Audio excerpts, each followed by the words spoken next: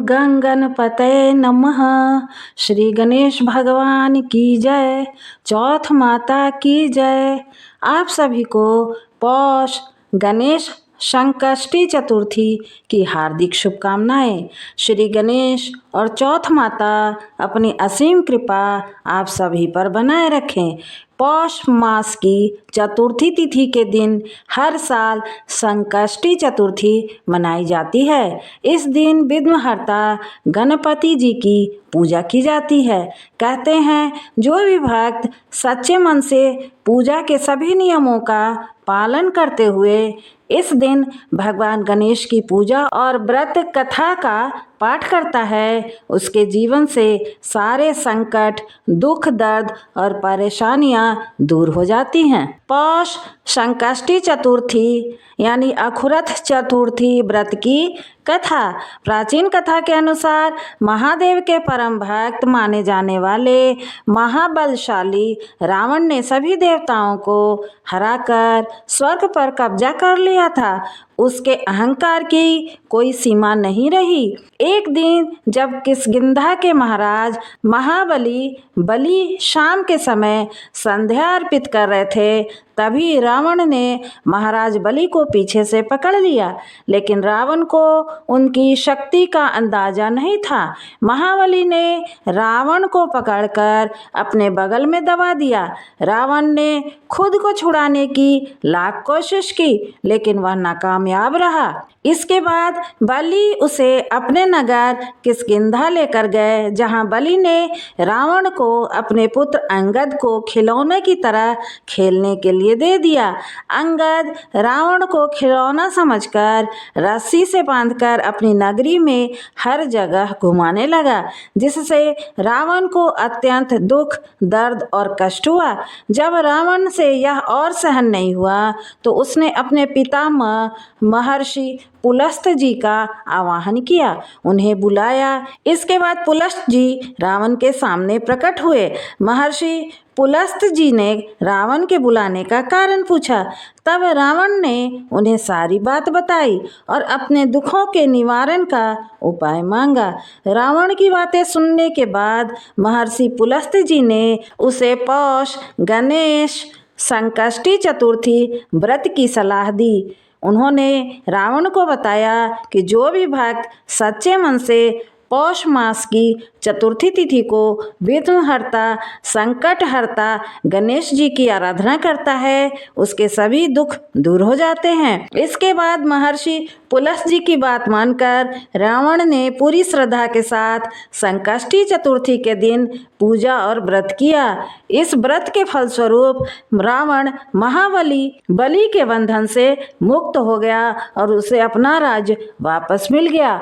तो प्रेम से बोलिए श्री गणपति महाराज की जय। अब सुनिए चौथ माता की कथा। चतुर्थी तिथि की देवी चौथ माता हैं। संकष्टी चतुर्थी के अवसर पर सभी भक्तों को गणेश भगवान जी की कथा सुनने के अलावा चौथ माता की भी कथा सुननी चाहिए। चौथ माता निसंतानों को संतान सुख और जिनके पास धन न हो उनको धन प्रदान करती हैं। सभी की संतानों की रक्षा करती हैं और सभी की मनोकामनाएं पूर्ण करती हैं। पुराने समय की बात है, एक ब्राह्मण था जिसके एक बेटा और एक बहू थे। बेटा और पिता कुछ कमाते तो थे नहीं, जो बहू के साथ आया हुआ दहेज तथा धन था उसी से अपना काम चलाते थे। जब भी बहू बाहर कचरा डालने जाती थी तब उसके पास वाली पड़ोसन उससे पूछती थी, बहू आज खाने में क्या खा के आई हो? तब वह बोलती थी कि मैं तो बासी और ठंडी रोटी खा के आई हूँ। एक दिन साहूकार के बेटे ने यह बात सुन ली। वह वहाँ से चला गया और अपनी माँ के पास जाकर बोला कि माँ, तू तो अपनी बहू को रोज गर्म खाना खिलाती है और वह फिर भी बाहर जाकर यह बोलती है कि मैं तो बासी रोटी खा कर आई हूँ। तब माँ ने कहा कि बेटा, मैं तो चारों थालियों में बराबर गर्मा गर्म खाना परोसती हूँ। यदि तुम्हें यकीन नहीं हो तो तुम खुद देख लेना। वह अगले दिन तबीयत खराब होने का बहाना बनाकर कंबल ओढ़कर लेट गया। तब उसको यह देखकर आश्चर्य हुआ कि बहू ने तो गरम गरम खीर और खाड़ का भोजन किया, और जब बहू बाहर गई तो वह उसके पीछे पीछे जाने लगा। तब पड़ोसन के पूछने पर बहू ने वही बात दोहराई कि मैं तो बासी रोटी खाकर आई हूँ। उसका पति उससे पूछने लगा कि तू अभी तो गर्मा गर्म खाना खाकर आई है और पड़ोसन से कह रही है कि बासी ठंडी रोटी खाकर आई हूँ, तू झूठ क्यों बोल रही है? तब उसकी विद्वान पत्नी ने कहा, यह न तो तुम्हारे कमाए हुए पैसे की रोटी है और ना ही तुम्हारे पिताजी के कमाए हुए पैसों की रोटी है। यदि हम इसी तरह बैठे बैठे धन को खर्च करते रहे तो यह एक दिन कुएं के पानी की तरह समाप्त हो जाएगा। इसके बाद उसका पति कमाने के लिए विदेश चला गया। पीछे से उसकी पत्नी 12 महीने चौथ का व्रत करती रही।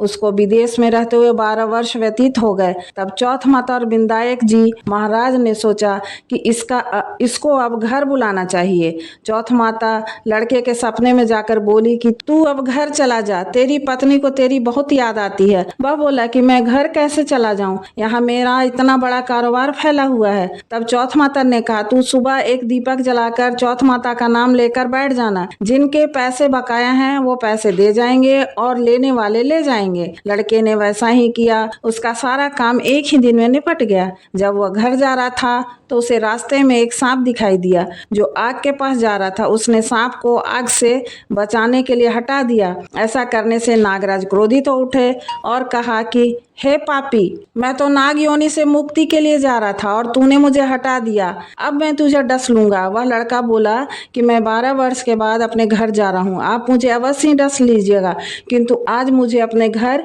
वालों से मिलने दीजिए। आप कल रात को आकर मुझे डस लेना। नाग ने उसकी शर्त मान ली और वहां से चला गया। जब लड़का घर आया तो वह उदास था। उसने अपनी पत्नी के पूछने पर सारी बात बता दी। उसकी पत्नी बहुत चतुर थी। उसकी पत्नी ने एक सीढ़ी पर बालू की रेत बिछा दी, दूसरी सीढ़ी पर दूध का कटोरा रख दिया, तीसरी पर फूल माला बिखेर दिए, चौथी पर इत्र छिड़क दिया, पांचवी पर मिठाई रख दी, छठी सीढ़ी पर जौ और सातवीं सीढ़ी पर रोटी रख दी। रात को जब सांप आया तो सबसे पहले ठंडी ठंडी रेत में लेट कर आया। दूसरी सीढ़ी पर दूध पीकर कहा, मैं तो एक ब्राह्मणी के बेटे को डसता तो नहीं, लेकिन वचन दिया हुआ है इसलिए डसना पड़ेगा। फूलमाला की सीढ़ी से होता हुआ प्रसन्नता पूर्वक इत्र की खुशबू लेता हुआ ऊपर की ओर आने लगा। सांप को ऊपर आता देखकर विंदायक जी ने चौथ माता से कहा कि इस ब्राह्मणी के बेटे की रक्षा करनी होगी, क्योंकि उसकी पत्नी इसके लिए चौथ का व्रत करती है, उसका फल तो उसे देना ही पड़ेगा। तब विंदायक जी ने सीढ़ी पर रखे हुए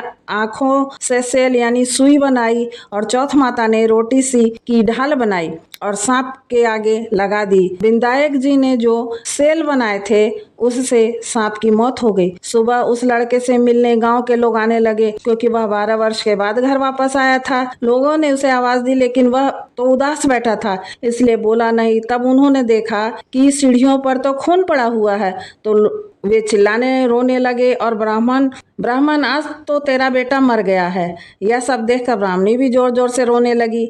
आवाज सुनकर उसका बेटा नीचे आया और कहा कि माँ, मैं मरा नहीं हूँ, यह तो मुझे डसने आया सांप मरा है। यह सब देखकर उसकी पत्नी भी प्रसन्न हो गई और बोली, मेरे पति के प्राण बच गए। उसने चौथ माता को धन्यवाद दिया और कहा कि यह तो चौथ माता ने मेरे व्रत करने का फल दिया है। चौथ माता जैसा फल ब्राह्मणी के बेटे को दिया वैसा सभी को देना। कहानी करने वाले को, कहानी सुनने वाले को और हुंकार देने वाले को, पूरे परिवार को देना। गणेश जी महाराज की जय। चौथ माता की जय।